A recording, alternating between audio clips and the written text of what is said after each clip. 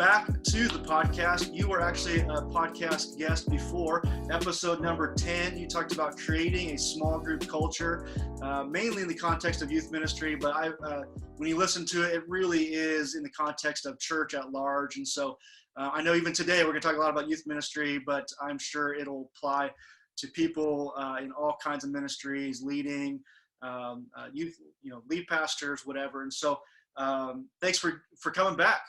Glad to be here, man. Excited to just hang out with you a little bit, Ryan, and also just share, talk about church, talk about leadership, stuff that we love and stuff that's making a difference in our world. So thanks for having me. Eran, last time we talked, again, episode number 10, if you want to jump back in and listen to that, great episode. But since then, at the time you were a local youth pastor, and you've transitioned into a different type of ministry, running your own nonprofit, traveling, speaking, all kinds of stuff. And so why don't you just, for those that maybe didn't listen to it, why don't you just tell us a little bit about your ministry journey as a youth pastor and what you're doing now, and just kind of tell us how you got to where you're at. Yeah. I was in full-time ministry for a little over 20 years. And most of that was student ministry. All of it was involved with student ministry to some degree, but about 15 or 16 years of that was being a youth pastor at the same church. That was when you and I met, Ryan, and was there in Reading, Pennsylvania. Been in Pennsylvania my whole life. Married now for 23 years, or just got to 23 this fall, and we got 3 kids, 20, 17, and 14. 2 dogs, all that good stuff. But we did a ton of student ministry. Just loved it. It was just great. And then about 3 years ago, we transitioned from a full-time youth pastor staff position at a church to launching a nonprofit ministry called Lead the Generation. And so Lead the Generation is focused on training students in leadership and also developing and coaching youth pastors across our nation. And so those are our 2 primary focuses. We love teaching leadership, especially to students. Believe that I believe if you can teach a student, some basic leadership principles, they can help chart their course for years to come. And also, as a pastor, one of my great callings and great motivations is to train students in leadership they're going to be the leaders, right? They're leading now. They're going to be the leaders of our churches and of our businesses and our local communities for years to come. And so we want to plant those seeds and invest in them now. And so we do that through some one-day conferences that we have for students in particular. And then we do a lot of coaching and training with youth pastors as well. And I, like you, Ryan, I've been the beneficiary of having a great youth pastor, right? And the difference that a youth pastor makes. And even if, for those of you that are listening in, you probably will agree with this. Even if you had the benefit of coming from a great family, I did, and I'm grateful for that. There were still many other godly mentors in my life, the youth pastors being right at the top of the list for those that have had tremendous impact on me. So I believe our churches across the nation need youth ministry. We need youth pastors. And I'm passionate about training youth pastors, full-time, part-time, bi-vocational, volunteer, whatever. If you're making a difference in the life of a student, then I want to make a difference in your life and add value to you. So those are some of the big focuses of what we do as a nonprofit. That's awesome. So, you are leading Lead the Generation, which you started when you were at the local church, and then it became kind of its own identity. So tell us just a little bit about the conference, the heart behind it. What does it look like? Where are you guys at? Yeah. So, I mean, you're right. And we've been friends for years. So you kind of have tracked along with me as a friend through, some of the development of all this. So we initially started Lead the Generation just as a one-day event. It was a one-day conference. We didn't know if we would ever do it again. We just wanted to try something really. And so we did it there at that local church where I was serving as a youth pastor. And we decided that we wanted to create a one-day event that in one day we were going to give you a combination of inspiration as well as practical instruction.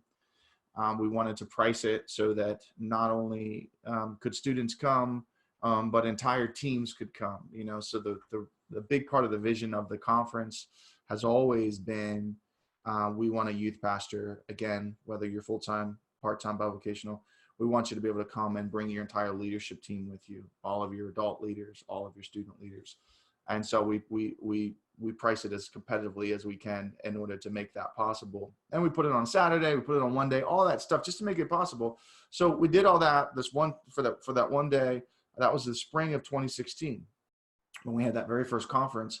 And then lo and behold, in our lives, we had no idea. Obviously, God knew, but we were in the fall of 2016. We were making a transition.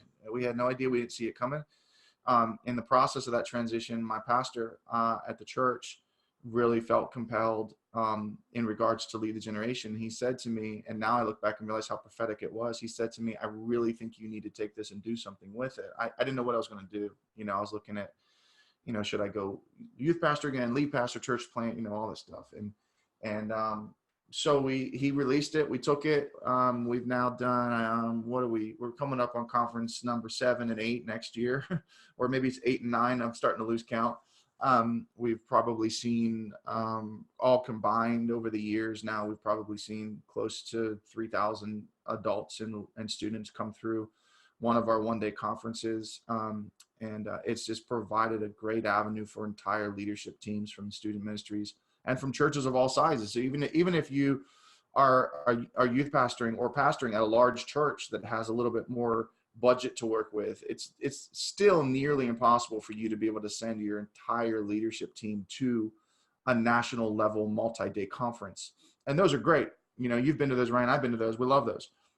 That said, it's still very expensive. And so we've intentionally tried to craft a more regional event that is price-wise and logistically works well for teams, as well as it works well for your bi-vocational and part-time leaders. So that's a big part of the conference. We got 2 coming up next year, March 14th, 2020 in Marlton, New Jersey, and then March 21st, 2020 in Pittsburgh, Pennsylvania. And both going to be phenomenal events. We're super excited about it.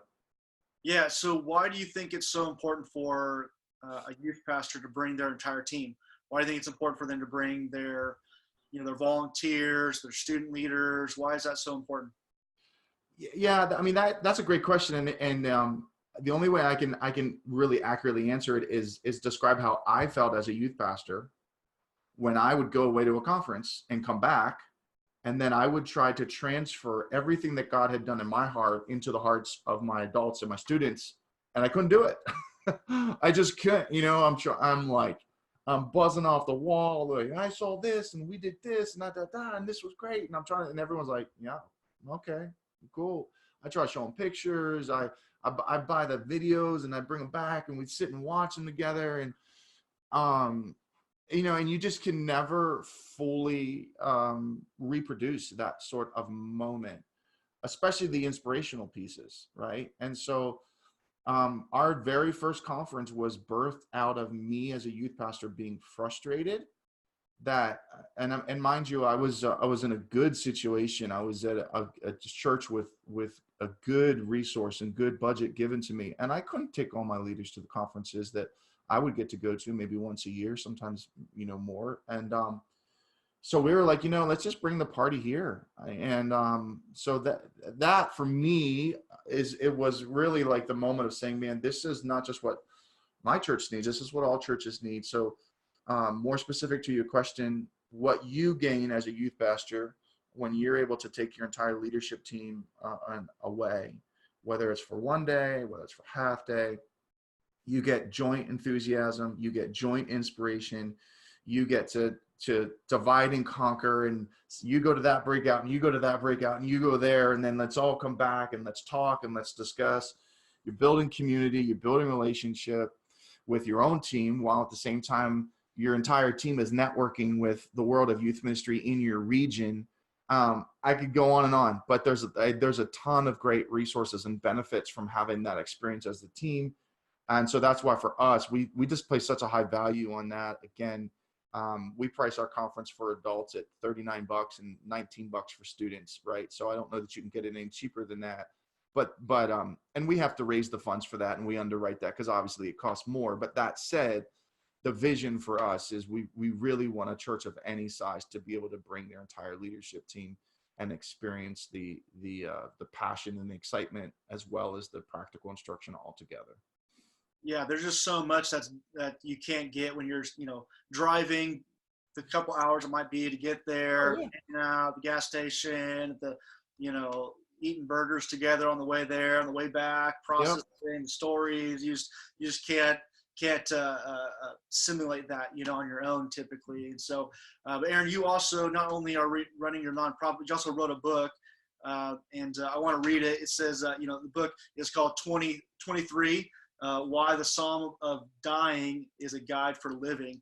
And you came out of a pretty hard season of your life personally, Yeah. with your family, and even the story of your transition. And I want to read this section because I think it's pretty profound what your friend told you when you were going through that time. And I hope it's an encouragement to maybe someone who's listening right now who's maybe going through a hard time. Maybe you have a loss, or maybe something was taken from you. And Eran will unpack that when I finish reading this. But your friend told you this, said, "You're heading into a cave. There will be a time when it's dark and lonely. Just remember that caves were where kings are made. David learned how to be a king while living in caves. God does some of his best work in the dark places of life. The dark season might feel like it will destroy you, but God will use it to develop you." Wow, that's pretty powerful stuff. So tell us a little bit, what was that dark season for you, and then what kind of learned through that? Yeah, I mean, man, that quote and that thought, was a phone call I was having with a buddy of mine, and I had called him probably a day or two after I had been released from my position at the church I was serving at. And that was the beginning of our transition from full-time youth ministry and ultimately into what we're doing now. We were shocked. We were surprised. We didn't see it coming. There wasn't, in at least in our thinking at the time, there was no buildup, to it, in the sense that, like, yeah, we saw this come in, or there's been a bunch of conversations that have kind of pointed to this is probably going to happen. So for us, because it was so shocking for us that we were being released from the position, it was full of all kinds of emotion. We had been there for 15 and a half years. We had raised our kids there. Our son was coming into his senior year of high school. And our youngest daughter was just getting ready to come into the student ministry. And so that was summer of 2016. And so that really spiraled us into a dark season, to put it, frankly, where we had tons of questions about why and what's next and where do we go from here and why is this happening, God? And all of the different wealth of human emotions that we all experience when we're dealing with loss and when we're dealing with some form of rejection or some form of hurt. And so lots of phone conversations. That one was a pretty remarkable one in particular. And I remember when he said those words to me, and I don't know if I reference it in the book, but you know who it is. You know Mike Miller, right? Yeah. And yeah. And so it was Previously on the podcast as well. Yeah. And Mike's a church planner up in Canada and traveled for years as an evangelist. And he had actually spoken at the very first Lead the Generation conference earlier that year. And that was the first time we had met and we had built a friendship, just working together for that event. And so I had called him and I was just processing stuff with him. And he said something very similar to that on the phone. And I wrote it down. I'm taking notes but man, God just, he really used that season to bring a lot of development in our life. And we learned a lot of tremendous lessons in there about humility and about forgiveness and about restoring relationship and also about, I think in some degree, that season probably deepened my my view of God, and because it messed with my theology a little bit, because it's the longer you are a Christian, and my dad was a pastor. I've kind of grown up in this my whole life, PK, and went into ministry, and I think that over time it's easy to get comfortable, and it's also easy to kind of take on some very American cultural, theological views of God, specifically in the area of like, God, you're supposed to protect me from this, um, uh, sometimes we think it's like a gospel of avoidance, right? Like the gospel is there to help me avoid all of the difficult things in life. God, you're supposed to preserve me. You're supposed to protect me from this. God, I don't deserve this. I was in my situation, my context. God, I was faithful, here, and why, right? And so it's a real weak theology. It's not just a gospel of avoidance. It's also a gospel of overcoming. And in order to overcome, you also have to go through some things. And God uses those cave seasons. He uses those dark moments. He uses those valley seasons, which is a lot of what the book is about, to develop us and to remind us of who he is, and also remind us of the work that he does in our hearts and our lives when we experience pain, or when we experience loss, or when we experience rejection. So interestingly enough, that the genesis of the book for me was a sermon series that we had done while I was still there at that church. And I had just fallen in love once again with Psalm 23. And I love that series. And when we entered into that season of difficulty in the summer 2016, and as we processed through that for quite a while, processing through that, I was starting to do some traveling. I was starting to speak, and I found myself drawn back to that same sermon series. And I was going to some camps and some retreats and churches, and doing like even multiple day, sermon series on Psalm 23. And I had a bunch of different people that would come up to me and say, when are you going to put all that in a book? And so little by little, I started working on it. And probably like most first-time authors, I got discouraged and I wanted to give up, and I got stuck, and I wrote a chapter or two and I was done. And one of my buddies I was talking to, and he had done some books, and he said, send me what you got. I want to read it. And I sent it to him, and he called me.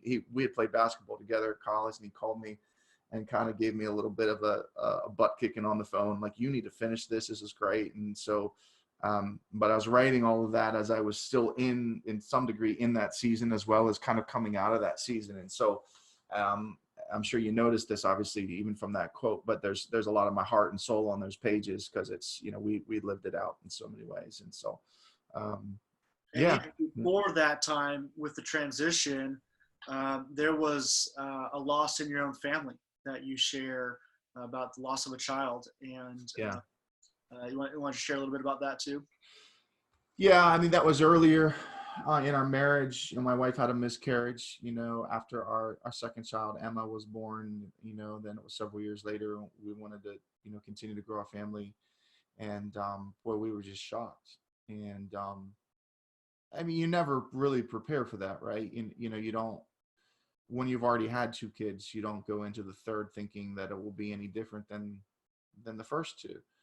And so that was another moment for us where we were really introduced to grief and to loss, and to just a different level of understanding who God is and our relationship with him, and how he provides for us, and what it really means in Romans 8 when he says he's working all things together for good, right?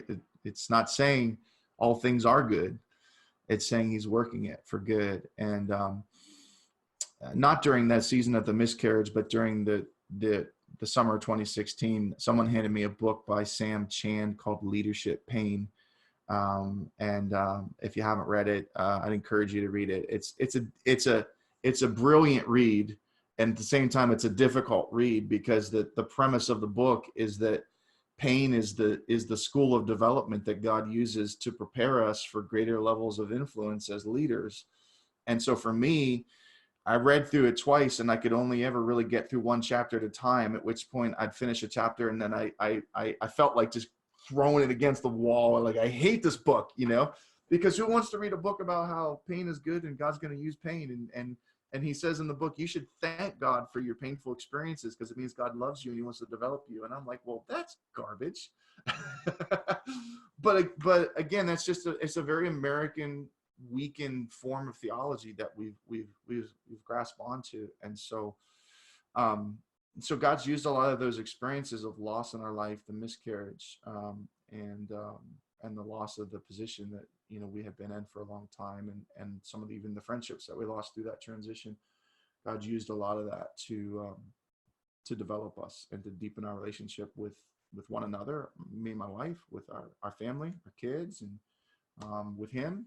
And so we're finally getting to the point where we're able to say, God, we're grateful for what you took us through and the difficulty of it. And we're starting to see, how God was using that and those difficult seasons to, what is it? Christine Kane says it. She says, what God's always preparing you for what he's prepared for you. Right. And that'll preach well, but it doesn't always live out very kindly.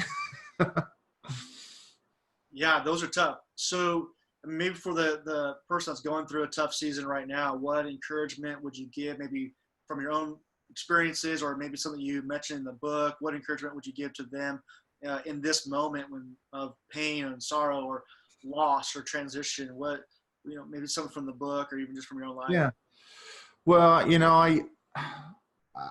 I guess everything is context, right? So everyone's situation is different, or for those of you that are listening now, your life story is obviously unique to you, and your loss or your pain or whatever current season you find yourself in is unique to you. It's unique to your past. It's unique to your present circumstance and context. It's unique to your future goals and dreams and desires. So that said, I can't give you anything specific, but I'll just encourage you with this. Go back to the basics. Let me just remind you, go back to the basics of being in the Word, the basics of prayer, the basics of having godly friends to support you.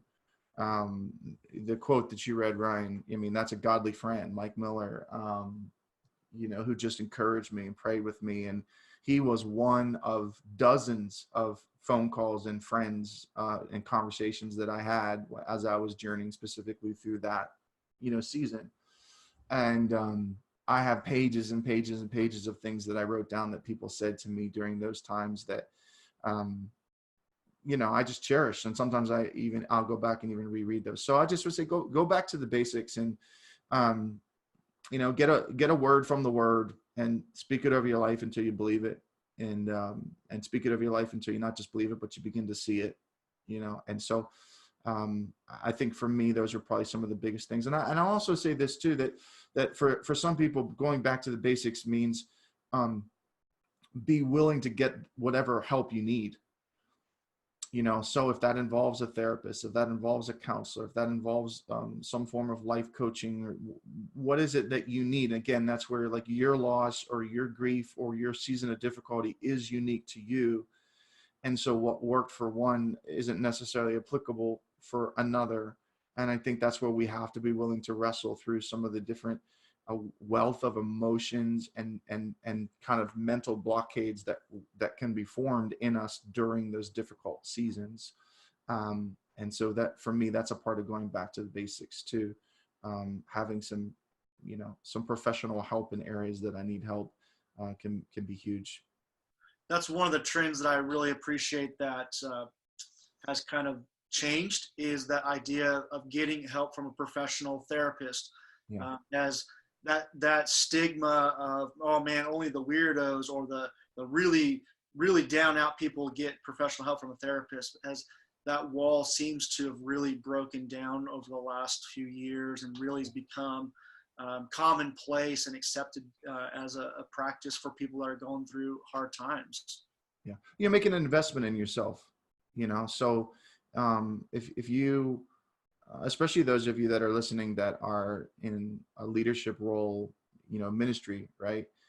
You're in that leadership role, you're serving in ministry, whether you're a volunteer, whether you're part-time, whether you're full-time, you're doing that a large part because you feel called to it. And so something that I was reminded of over and over again by my friends. And so now I'll just, I'll treat you like my friend, and I'll remind you, your calling matters too much for you to not take care of yourself. There's too much loss for the kingdom of God as a whole if you don't take care of yourself and if you don't get the help that you need, especially if you're going through it right now. So I'll just speak to you like you're my best friend, or if you're younger, speak to you like I'm your dad. You matter too much. Your calling matters too much. We need you. And we don't just need you in your current state. We need you at the very best that you can be for the sake of the kingdom of God. This is bigger. It's bigger than just what you're going through. It's bigger than the church that you're even serving at or the role that you're currently playing. There's a kingdom of God impact that your life and your calling was meant to fulfill, and we can't lose you. And so you have to make whatever investment of time or even finance, whatever is needed into yourself in order to journey through those seasons and to be fulfill the total calling and purpose that God has birthed in you from day one, right? That's what Jeremiah 1:5 says, right? Before I formed you in the womb. So translation, your parents made you, but God formed you. And with that comes your calling and comes a God-given purpose.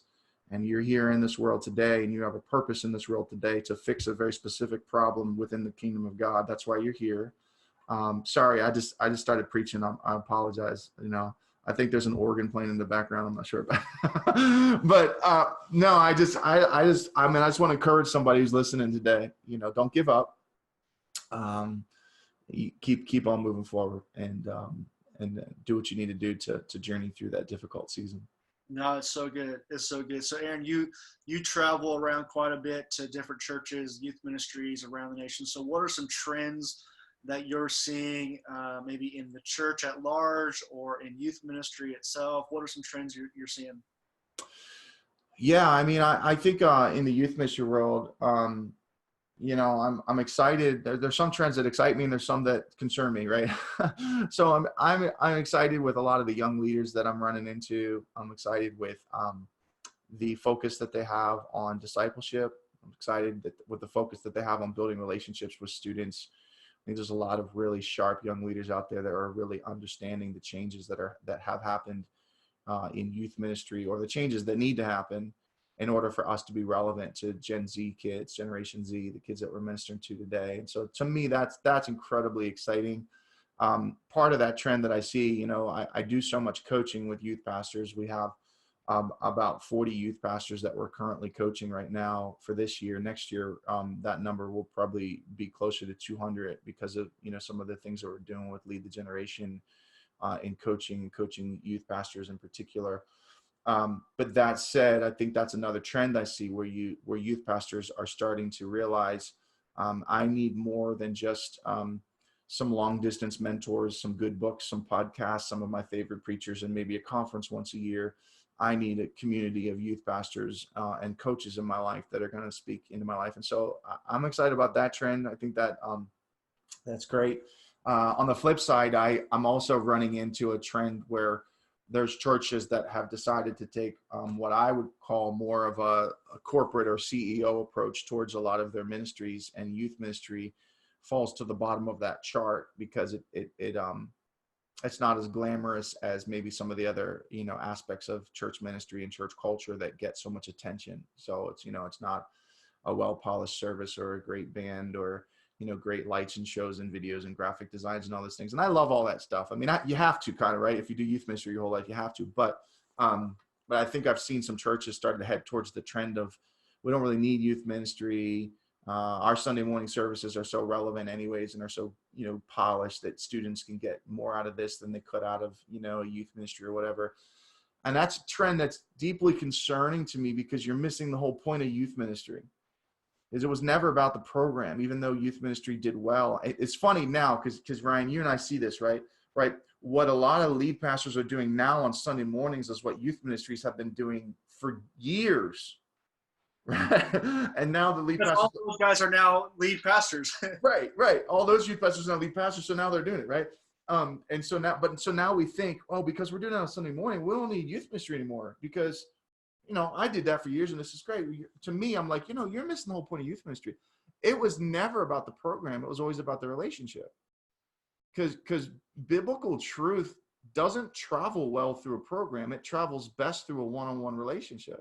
That's what it's always been for student ministry. Yes, we leveraged and we used programs and relevant programs in order to maybe draw kids in or engage with them. But when it was all said and done, any success that any youth pastors ever had comes down to the common denominator and the base foundation of building relationships with students, becoming spiritual mentors, becoming spiritual fathers and spiritual mothers, right? That's what it's always been. And so this trend away from healthy, well-resourced youth ministry and a focus on that because we think we're accomplishing on Sunday morning is deeply concerning to me.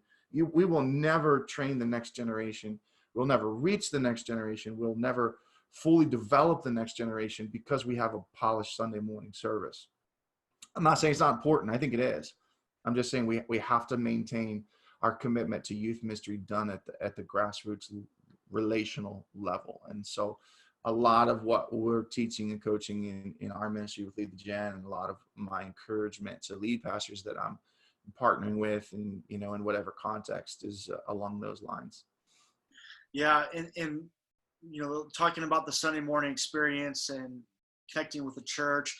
We were talking before we even started this. You were talking about in your denomination, which is the Assemblies of God.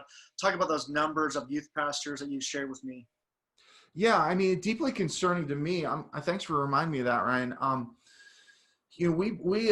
This is what you're talking about, and what I'll share. This is the reason why we built the coaching network that we've built, for coaching youth pastors. So in my tribe, my denomination, the Assemblies of God, and honestly, I don't have any reason to think these numbers are drastically different, outside of the Assemblies of God. But in my denomination, across our nation, just here in America, roughly 80% of our churches do not have a full-time youth pastor. So you got about 20% that do, right? Roughly 50% of our churches have no weekly youth ministry happening at all. So they have no youth ministry, right? So, I mean, that's alarming. That's a catastrophic number to have that many of our churches that have no weekly youth ministry at all. And then the difference there, roughly about 30% of our churches that do have weekly youth ministry but don't have a full-time youth ministry, that means their youth ministry is being run by a volunteer or a part-time or a bi-vocational youth pastor. So one of the biggest reasons why we felt motivated to build our coaching network, which is really a hybrid of live coaching with online training modules, right? Is I want to see that trend reversed. I want to see those numbers change drastically. And so we set out to coach youth pastors, not just the full-time youth pastors, but the volunteer, the part-time bivocational youth pastor. We set out to be able to partner with the smaller church that doesn't have the budget to have a full-time youth pastor, but they still have 6 or 8 or 10 kids in the youth ministry. And so let's train that adult or that adult couple that's going to lead them, and let's reach those students. We have hundreds of thousands, if not millions, of students in our smaller churches all across the country. And those adults, those volunteer or part-time bivocational youth pastors, those are the ones that have the most difficult time getting their hands on good, solid youth ministry training, partially because they don't have the time, and partially because maybe because they didn't network with other full-time youth pastors or go to a school somewhere and get formal training. They just, they're just not aware of what's out there. And so we're really trying to bring an awareness to that on one side. On another side, we're really trying to provide some solutions and answers for how we can effectively train all of our youth pastors across the board. Yeah. So with that, what advice would you give to maybe that young youth pastor just getting started, or maybe that bivocational person? What's some advice that you give, some tips on starting out and getting and mobilizing a youth ministry? Yeah, this is a little self-serving on my part, right? But check out what we're doing, leadthegeneration.com. That's our website. I'd love to have you consider being a part of one of our coaching groups. And but that said, the bigger point there, find a coach, get involved in a community, find some great content, right? Those are, for me, the 3 C's that I think every youth pastor needs. You need a coach. You need someone who's a step down the road further than you. Sometimes they don't even have to be much further down the road than you, maybe just a year or two. But so get yourself a coach, whether that's a coaching group or an individual. Get yourself a community. You need to know that there's other youth pastors or other volunteers in your local community that are doing it. Not even in the same denomination, mind you, but just they love teenagers. And then get yourself some good training content, right? So that's what we've tried to build with our coaching, is the 3 C's there, the combination of that. There's other great nonprofits and parachurch ministries and organizations that have great resources. I love them all. I think they're great. The more, the better, right? So if you want to connect with what some of you got national offices doing, if you want to connect with Youth America, if you want to connect with Youth for the Nation, if you want to connect with Orange, you know, I mean, those are some of the huge ones, but just get those three. Those are my biggest three tips for you. Get a coach, get a community, get some great content. Those are probably some of the first steps I'd recommend you take. So you talked about as a youth pastor, what about 2 or 3 things that maybe as a youth pastor, they should be focusing in on for their youth ministry, small groups, trips, whatever? What are some of those big 2 or 3 big pillars you said, and this is what you got to be focusing in on? So taking it from, the 3 C's for themselves, what are a couple of things that they should be focusing on their ministry? So my big 2 would be relationship and ownership. Relationship and ownership. So relationship, that for me defined is I'm going to create a family-like environment in my youth ministry. So again, take a glimpse across the landscape of American culture. The family is under attack. The family is falling apart. Any given church and any given youth ministry, on any given night that you're doing a service, you stand up in front of a group of students of any size. Probably half of the kids that you're talking to come from a broken family or some form of dysfunctional family, even if they have both parents. For that reason, when I say build relationships with students, I'm not talking about we're friends. I'm talking about you as a godly adult positioning yourself to become a spiritual father or a spiritual mother in their lives. That's biblical. And I also think that is probably the best biblical model of discipleship, how truth travels from one generation to the next. It travels through a relationship. So one of the things I would always say to my leaders on a regular basis, I would say two statements that just became cultural statements for us in our youth ministry. One was short and simple. Kids generally won't speak to you about spiritual things until they know that they can speak to you about anything. That takes a relationship. So I have to have time, and I'm building this relationship. Secondly was this, I need to build a relationship that can bear the weight of spiritual truth. So it's a relational bridge.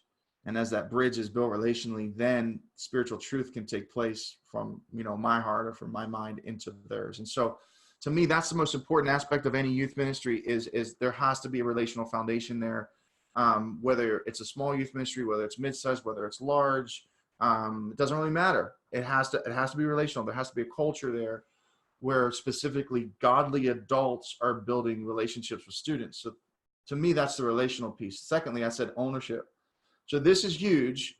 I think it was huge for any generation, but I think it's elevated for Generation Z, because Generation Z, this is about 80% of Gen Z kids will tell you that they have an interest in one day starting their own business. So they have a very entrepreneurial mindset.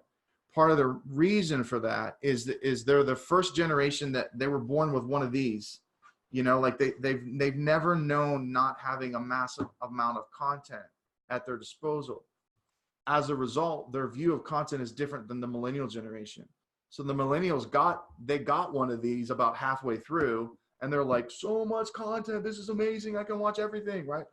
Gen Z, they're not mesmerized by that anymore. They'd rather be on not the consuming side of it, but they'd rather be on the contributing side to it, or the creating side of it. Terry Parkman, who talks a lot about Gen Z stuff, he would say they want to be a publisher. So to me, all of those words, publishing, creating, contributing, that to me, that's all wrapped up in the word ownership. So now to your specific, give us some practical advice question. If you create a youth ministry that has high levels of relationship between godly adults and students, and then you create a youth ministry that allows for maximum ownership to be given to the student, those in my mind, that's the glue. Those two things are the glue that keeps students with you for many, many years.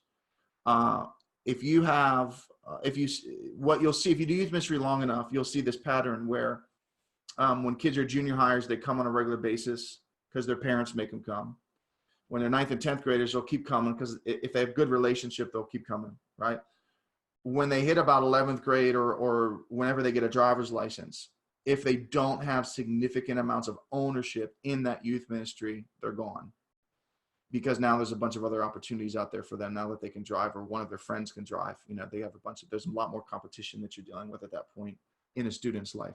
So those are two foundational things very practically for me that I'm always encouraging, that we worked hard to do for 20 some years doing student ministry, and what we're encouraging others to do now. It's not brain science. It's not revolutionary. It's not profound. It's really just a reminder of what it really takes in order to run a healthy youth ministry, and that it has to be a foundation of relationship between the godly adult and the student, and there has to be a high level of ownership that the students, they get to run things, they get to lead. I'm training them to lead and to take ownership of their ministry and their faith. You got a couple real practical ways of helping students take that ownership. What is that? Real practical. What does that look like? Yeah, real practically, grab your kids. You got 10 kids in your youth ministry, right? If you're maybe in a smaller setting, or even, if you're in a larger setting, grab a handful of kids, sit down, do a focus group. Find out what they like, find out what their interests are, and see how well you could pair any of their current interests with a ministry endeavor right there in your student ministry, right? That's one real practical way of doing it, right? Instead of you as the adult saying, we're building a ministry and we need this and this and this and this and this, and you do this and you do this and you do this, just flip it. And what are you interested in? What do you think your friends will be interested in? And what would you love to see happen here if you do like the traditional Wednesday night midweek service, right? What would you like to see happen here, right? Flip it, let them speak into it, but then also allow them to have opportunities to own it. And you might come up with some really crazy ideas, and they might not really fit your bubble or your box of what you think youth ministry should be, but they'll own it. And if they own it, they'll be excited about it, and they'll more naturally want to invite their friends to come to it because they're the ones running it, because they own it. Again, that's where I say, like, if your focus as an adult is, I'm the godly adult building a relationship with a student and I want to give them ownership, then the end result of what the youth ministry looks like week to week is not as important to me as I'm building a relationship and I'm passing on spiritual truth. So I think a focus group, I think come up with a whole list of ways that students can serve, giving students as much ownership as possible, from the kid who's greeting kids coming in at the door, to the kid who's, playing guitar and leading worship, to the kid who maybe is speaking or sharing a testimony, to the kid who's leading them, maybe leading the small group with a couple of their friends, and they're talking about the sermon from that night. Anything you can pass off to a student and give them ownership, those are some practical things I would say you should explore those. So you have a lot of leadership quotes, and you've already dropped a couple of us with us. So if you were going to buy a billboard for the world to see, yeah, what are you putting up on that billboard for everyone driving past to see? So this is great. I love this question. So one of my favorite quotes is from Thomas Aquinas, right? I think he was a Catholic priest actually, but Thomas Aquinas said, pray like everything depends on God, and work like everything depends on you. And I don't even know when I heard it or read it the first time, but it's just kind of been plastered on my heart and stained on my brain ever since, right? Because I think living in the tension, or living in the balance of those two statements is a really sweet spot to live in, where I'm constantly learning and relearning, total and full surrender and dependency on God, right? Yet at the same time, I'm also taking full responsibility for my calling and for the purpose that God has birthed me into this world and into this particular time frame in the world, right? So I can't do it without God, and He doesn't want me to do it without Him. God will never allow us to build a life that doesn't grow in dependency, right? Yet at the same time, I can't just sit back and do nothing, because purpose in my life, God's purpose in my life is God's preference for my life, but it requires my participation, right? So it's not just, well, if God purposed it, then it's going to happen, even if I just sit here and do nothing. So I think there's a balance there of, like, purpose requires my participation. It requires my work. It requires my grit. It requires my get up and try again, even if I failed over and over and over again. It requires that hard work. Yet at the same time, it's not my hard work that's actually going to be able to, help me achieve or be as fruitful as I could be. It's going to be what God does through me. So I'm going to be fully dependent on him. That's John 15, right? That's the vine. That's I'm abiding in the vine, and it's only in my constant connection to the vine that I can produce fruit. And oh, by the way, the fruit isn't for me anyways, it's for everyone else in my life. I'm just the branch, right? I'm just the in-between. I'm living, the branch lives in the tension of the fruit on one end and on the staying connected to the vine on the other end. And I think that quote to me kind of, I don't know. I just try to live there, man. So I don't know, something like that. I throw that up on a billboard. I love it. I love it. So you mentioned Leadership Pain earlier. What's some other books, resources that you might throw out there, suggest? Oh man, I just finished reading Emotionally Healthy Spirituality by Pete Scazzaro. That's just, wow. That was just brilliant. That's another one, when you finish reading it, you feel like, yeah, I probably should just start over and start reading it again. I think other than the Bible, it should be required reading that every Christian reads, A Tale of Three Kings by Gene Edwards once a year. Like it just has to, you probably should start your year out like every January when you do like your couple days of fasting or something like that, you read The Tale of Three Kings, So yeah, those would probably be some of the ones that I would, jump on right away. So for you, what is renewal? What does that look like? Was it that spending time with the Lord? What does that look like for you? Yeah. So most recently, it has been a crazy journey of my wife and I choosing to get out of bed crazy early just to spend a couple minutes praying with one another. So my wife is a second grade school teacher. And so for her, like, it's like she's up, like 5:30, and that's when she needs to start getting ready for school and the day and everything like that. And then she's getting home usually around 5 or 5:30, right? And then it's employed youth pastor, so like, all right. Yeah. So man, we have been trying to get up at 5 and pray together, and sometimes it's really awesome, and sometimes we just sit there and try to keep each other awake. Just being real.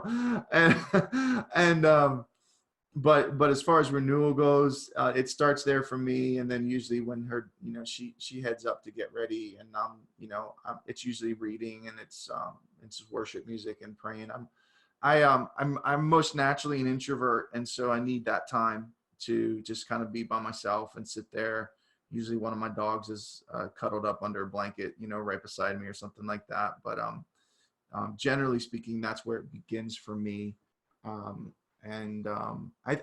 think beyond that, the second thing that I'd add to that for me personally is I've wrestled most of my life with what I would describe as some pretty vicious mind games and just negative thinking patterns.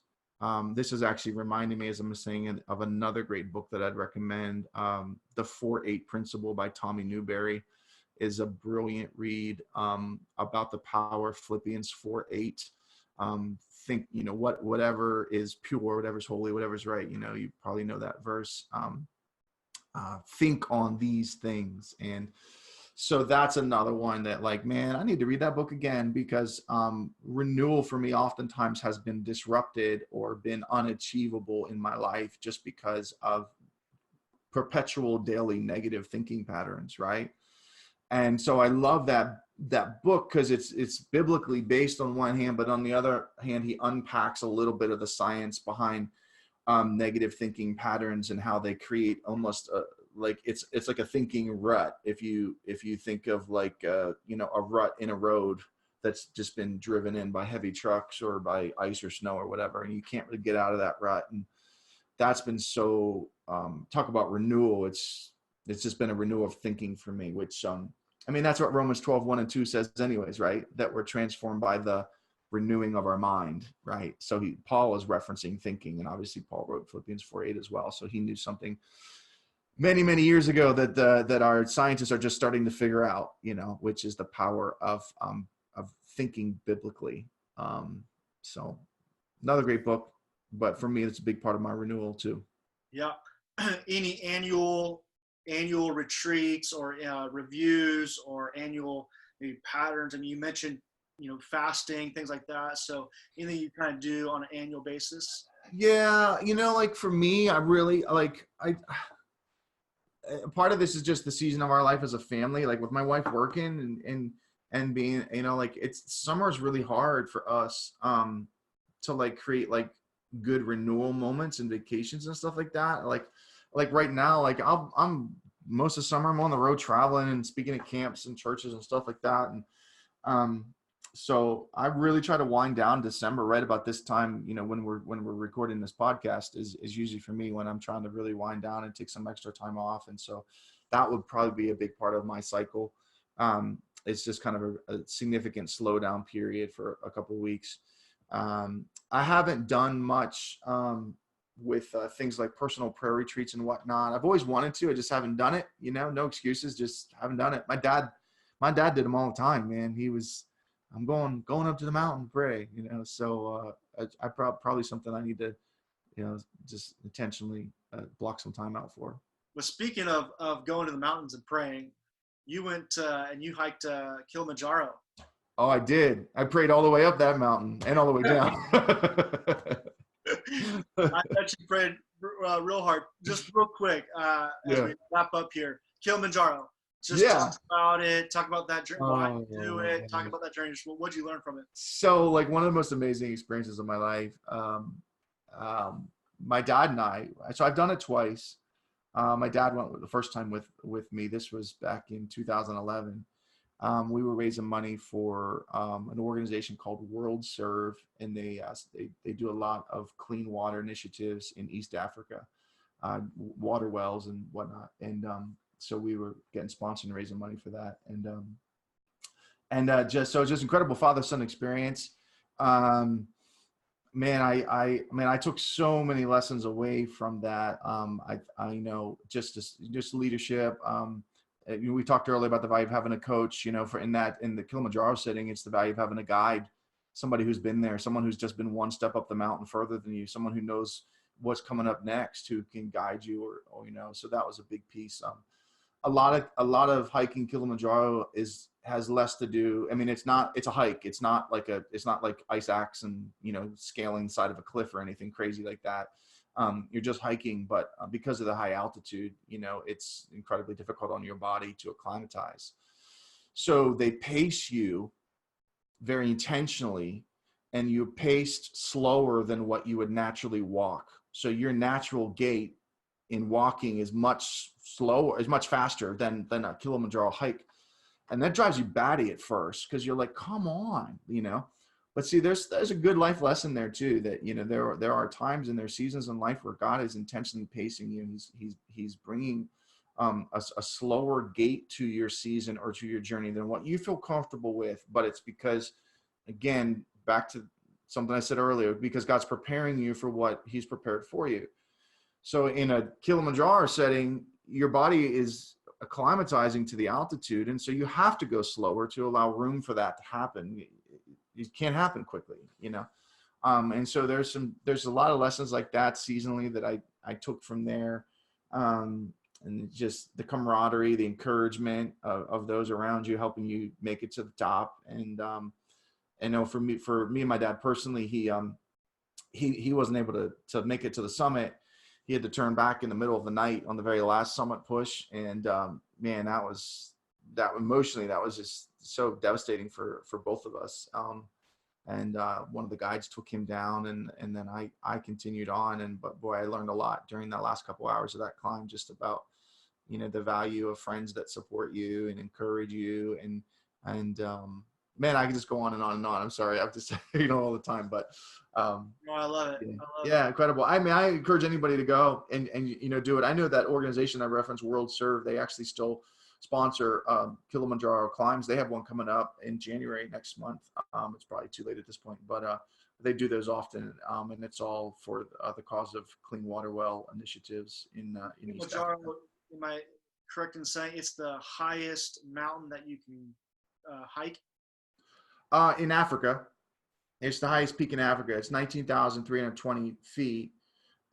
Yeah, so they have, there's like seven. They call them the Seven Sisters. They're the highest mountain on every continent. Um, the other six are more of a climb. It's more of you're roped in and that it's a totally different deal. Kilimanjaro is the highest one that you can just hike. Still incredibly difficult and just because of the altitude, but incredible experience. That's awesome. Amazing. Yeah. That's awesome. Well, hey, Eran, thanks for joining us again. Episode 10, creating a small groups culture was phenomenal. This one was so great as well. So thanks for joining us, and thanks for sharing your life with us again. Thanks, man. Ryan, I love you, man. I appreciate what you're doing in ministry and life, and just great to connect with you again. And, thanks for the opportunity to be a part of what you're doing in ministry on this podcast, and just honored to share, honored to talk a little bit about our story. Absolutely. Well, hey, thanks for joining us today, and hopefully you guys can stay tuned for the next episode coming up soon here.